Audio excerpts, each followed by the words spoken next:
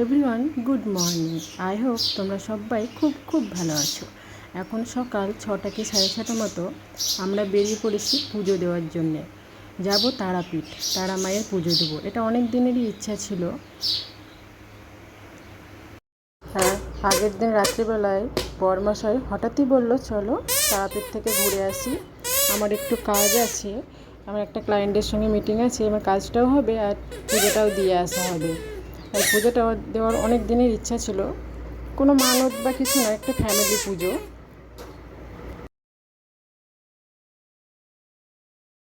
এখন সকাল 8:30 আর আমরা তারাপীঠে পৌঁছে গেছি। আর দেখুন এখন থেকে কত ভিড় মানুষের। এই যে চারপাশের দোকানগুলো, এগুলো মেলার মতো বসে আছে, মানে মন্দিরের ঠিক আগেই এই রাস্তা দিয়েই ঢুকতে হয়। আর এখন থেকে দেখো কত ভিড়। এখন তো সবে 8টা 8:30 মতো বাজে।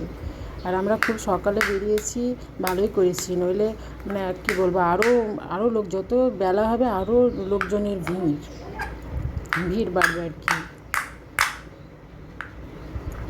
আর এখানে আমরা একটা দোকানে বসে পড়লাম যে পুজোর থালা, সেই পুজোর ডালিটা আমরা কিনে নেবো এখান থেকে, এই দোকানটা থেকে। আর খুব গরম তো, আমি এখানে একটু ফ্যানের তলায় একটু বসলাম আর এই দোকানটা থেকে পুজোর ডালাটা কিনে নেবো। আর কত লোকজন দেখো, সাইড দিয়ে শুধু যাচ্ছে, এত লোকজনের ভিড়। আর এইদিকে পুজোর ডালা কিনে নিয়ে আমরা একটা পান্ডা ধরেছিলাম, তাকে নিয়েই মন্দিরের দিকে এগিয়ে যাচ্ছি পুজোটা দিয়ে নেব বলে। আর এখানে কিন্তু পান্ডা ধরতে হবে, নইলে কিন্তু পুজো দিতে সারা দিন লেগে যাবে, এত লোকজনের ভিড়। মন্দিরের বাইরে, মন্দিরের পাশে, পিছনে শুধু মানুষের লাইন, মানে এত মানুষের চাপ। আর কোথা থেকে আসছে, কত কত দূর থেকে সব মানুষ আসছে পুজো দিতে, কত মানুষ দেখো।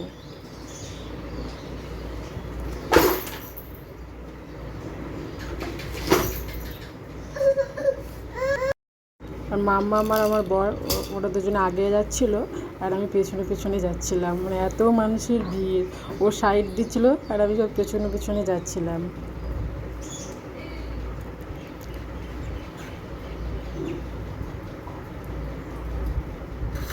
আর এই যে আমাদের পুজো দেওয়া হয়ে গেছে, এখন আমরা মন্দিরের বাইরে বেরিয়ে এসে ছবি তুলেছি। আর ওই যে মন্দির, সাদা কালারের ওইটা মন্দির, আর পুজো দিয়ে বাইরে বেরিয়েছি। আর লাইনটা দেখো, এই যে এইটা পুরোটুকু লাইন আর মানুষের ভিড়। এই লাইনে যদি দাঁড়িয়ে থাকতাম তাহলে আমাদের অবস্থা মানে পুরোই খারাপ হয়ে যেত। ভাগ্যিস আমরা পান্ডা ধরে তাড়াতাড়ি পুজোটা দিয়ে নিয়েছি। আর পুজোটা এত সুন্দরভাবে দিয়েছি, কোনো কথা হবে না, এত সুন্দরভাবে মায়ের পায়ে মাথা ছুঁয়ে, আমার মামাকে শুয়ে খুব সুন্দরভাবে পুজো দিয়েছি।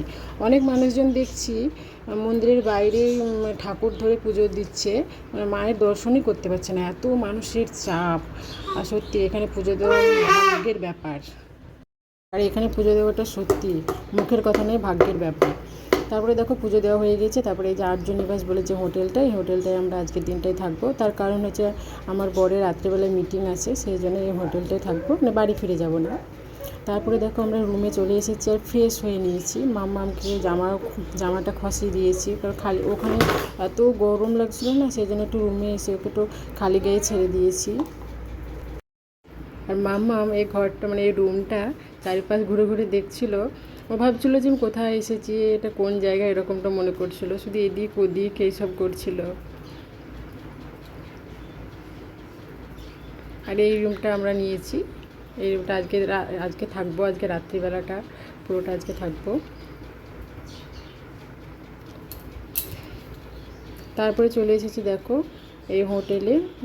আমরা তো সকাল থেকে না খেয়েছিলাম, পুজো দিলাম, পুজো দেওয়া এসে এখানে মুড়ি খাচ্ছি এই হোটেলে। এই হোটেলে একটা জিনিস আমার খুব ভালো লাগলো, যে কাঁসার থাল বাসনে খেতে দিচ্ছিলো, এরকমটা কোনো জায়গায় দেখিনি, ভালোই লাগলো। আলু ভাজার মুড়ি খাচ্ছিলাম। তারপরে রুমে এসে দেখো মায়ের ভোগটা একটু আমার বরকে, আমার মেয়েকে দিলাম। ওখানে খাইনি, দেখো ওখানে প্রচণ্ড গরম, সেই জন্য প্যাকেটে করে নিয়ে এসেছিলাম যে রুমে এসে খাবো বলে। মামামকে দিয়েছি, ও কত সুন্দরভাবে খাচ্ছে দেখো। তারপরে ওকে আমি খাইয়েও দিয়েছিলাম, পুরোটা খাইনি।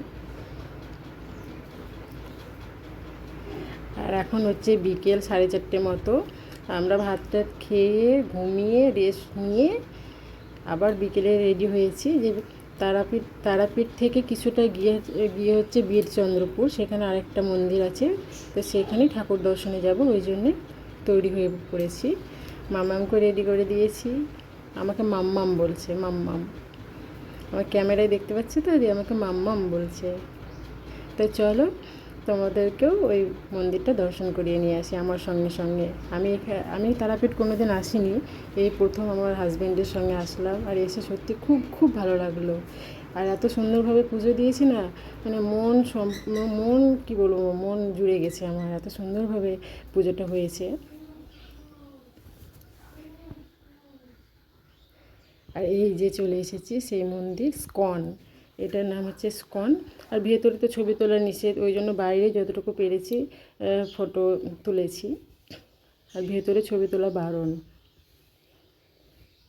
আর এইসব জায়গায় এসে এত সুন্দর, মানে এত ভালো লাগছিলো, মনে হচ্ছিলো বাড়িই ফিরবো না, ওখানেই থেকে যাবো, এত সুন্দর লাগছিলো এইসব জায়গায়।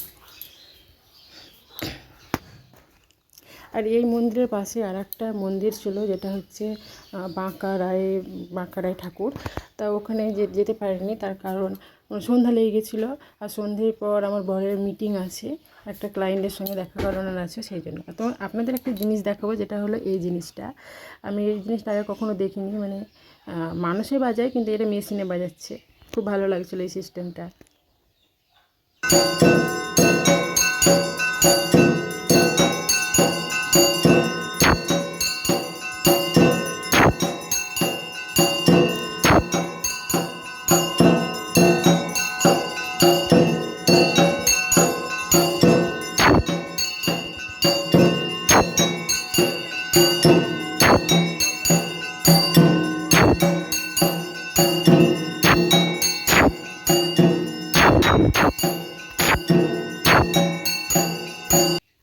আর তারাপীঠ মানে শুধু মন্দির, যেদিকে তাকাচ্ছি শুধু মন্দির, এদিকে ঠাকুর, এইদিকে মা কালী, এদিকে ভবতারিণী, এদিকে সেদিকে, মানে কী বলবো। আমাদের এই ঠাকুরটা হচ্ছে আমাদের হোটেলের ঠিক পাশেই।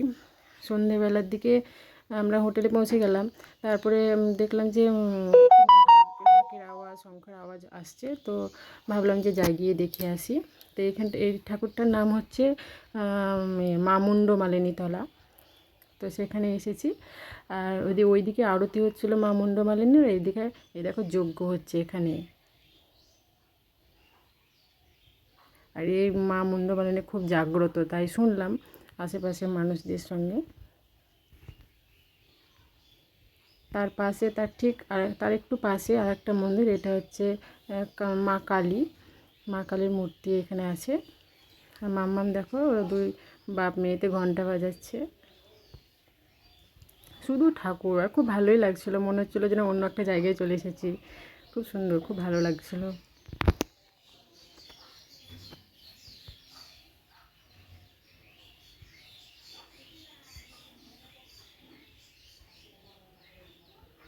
এই যে ঠাকুরটা ভেতরে ভালোভাবে তুললাম।